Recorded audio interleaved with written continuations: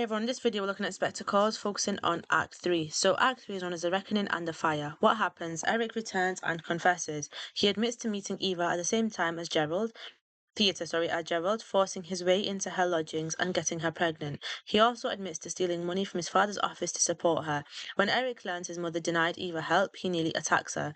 The inspector delivers his final terrifying sermon and leaves. The family is left in ruins until Gerald returns with news that there is no Inspector Ghoul on the force. The older Birling celebrate thinking they've escaped a scandal. Then the final phone call comes. A girl has just died and an inspector is on his way.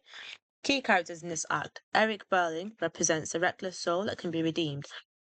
He is the most distressed by his actions.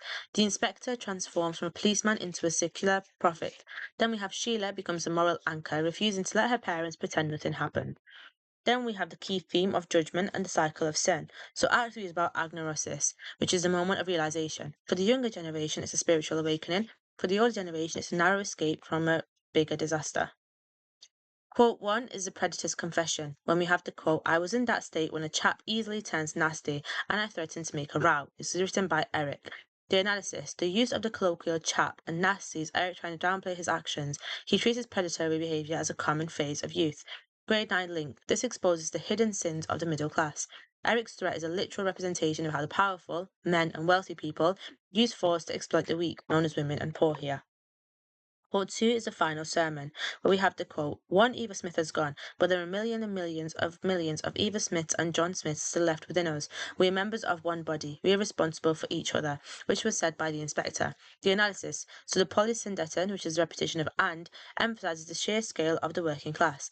The metaphor, members of one body, is a direct echo of Christian liturgy, which is the communion, framing socialism as a moral and religious necessity. The grade 9 link, this is Priestley's thesis statement. He is telling the 1945 audience that Eva's death was avoidable if the body of society had worked together. Quote 3 is the prophecy of war, where we have the quote, "If men will not learn that lesson, then they will be taught it in fire and blood and anguish," which was said again by the inspector. The analysis, so the triadic structure, which means rule of 3, creates a biblical apocalyptic tone.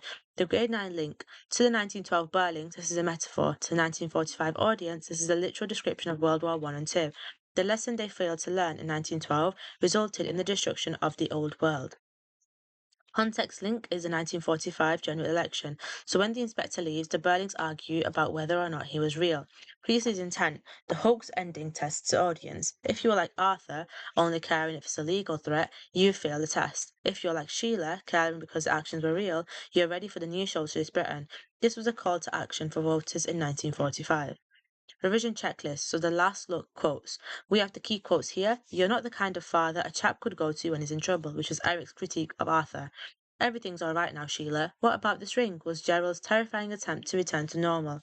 Then we have, "The point is, you don't seem to have learned anything," which is Sheila's frustration with the older generation. Then we have, "The girl's still dead, isn't she?" which is Eric's simple, devastating logic.